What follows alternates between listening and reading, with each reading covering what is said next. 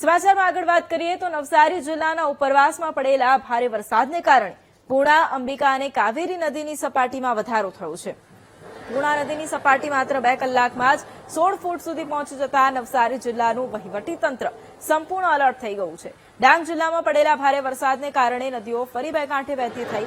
એક જ અઠવાડિયામાં બીજી વખત શહેરમાં પૂર્ણા નદીના પાણી ફરી વળવાની પ્રબળ શક્યતાને લઈને વહીવટીતંત્ર દોડતું થયું છે. પૂર્ણા ઉપરાંત જિલ્લાની કાવેરી અને અંબિકા નદીમાં પણ ઘોડાપૂર સર્જાયું, જેના કારણે નીચાણવાળા વિસ્તારોમાં પૂર આવવાની શક્યતાઓ પણ છે. પૂરની સંભવિત પરિસ્થિતિને પહોંચી વળવા અને સાવચેતીના ભાગરૂપે જિલ્લામાં 3 એસડીઆરએફ, 1 એનડીઆરએફ અને મિલિટરીની ટીમોને સ્ટેન્ડ બાય રાખવામાં આવી. તંત્ર દ્વારા નદી કિનારાના વિસ્તારમાં રહેતા લોકોને સાવચેત અને સુરક્ષિત રહેવા અપીલ પણ કરવામાં આવી છે.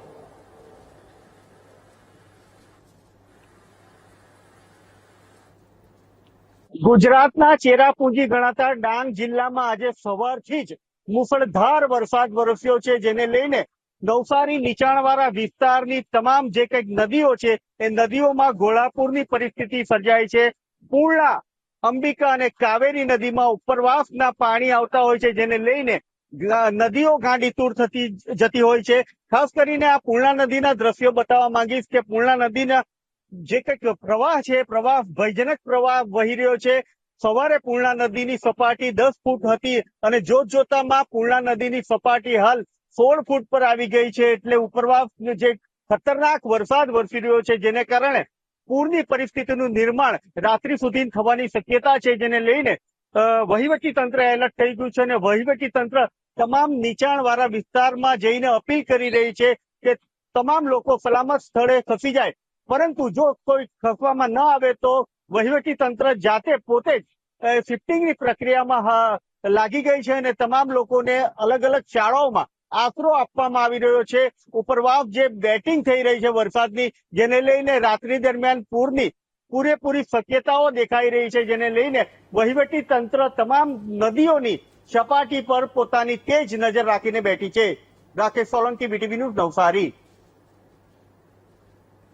નવસારી જિલ્લામાં સવારથી જ ભારે વરસાદને પગલે તંત્ર એલર્ટ મોડ પર છે. જિલ્લામાં સવારના 6 વાગ્યાથી અને અત્યાર સુધીમાં સરેરાશ 4.5 ઇંચ જેટલો વરસાદ નોંધાયો છે.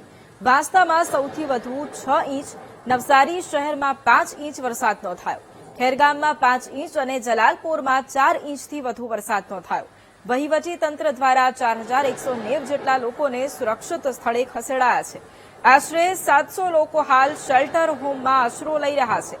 તંત્ર દ્વારા 34 સગર્ભા બહેનોનું પણ સુરક્ષિત રીતે સ્થળાંતર કરવામાં આવ્યું.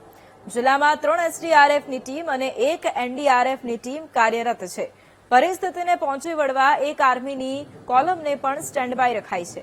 રેડ એલર્ટ હોવાથી લોકોને બિનજરૂરી અવરજવર ટાળવા માટેની કલેક્ટરની અપીલ છે.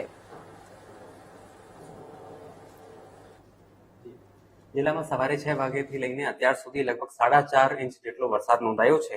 જેમાં નવસારીમાં 5 ઇંચ કરતા વધારે, જલાલપુરમાં 4 ઇંચ કરતા વધુ, વાંસદામાં અંદાજે 6 ઇંચ અને ખેરગામમાં લગભગ 5 ઇંચ જેટલો વરસાદ રજીસ્ટર કરવામાં આવ્યો છે. અત્યાર સુધી તંત્ર તરફથી 4190 જેટલા લોકોને શિફ્ટ કરવામાં આવ્યું છે, તેમાંથી અંદાજે 700 લોકો શેલ્ટર હોમ્સમાં છે. અત્યાર સુધી માનવીય સંવેદનશીલતા દાખવીને અમે 34 સગર્ભા બહેનોને પણ શિફ્ટ કર્યું છે અને પ્રાથમિકતાના ધોરણે દિવ્યાંગોને, સિનિયર સિટીઝન્સને અને સગર્ભા બહેનોને શિફ્ટ કરવાની કામગીરી ચાલી રહી છે. જિલ્લામાં અત્યારે 3 એસડીઆરએફની ટીમ, 1 એનડીઆરએફ અને 1 આર્મીનું કોલમને પણ સ્ટેન્ડ બાય રાખી લેવામાં આવ્યું છે.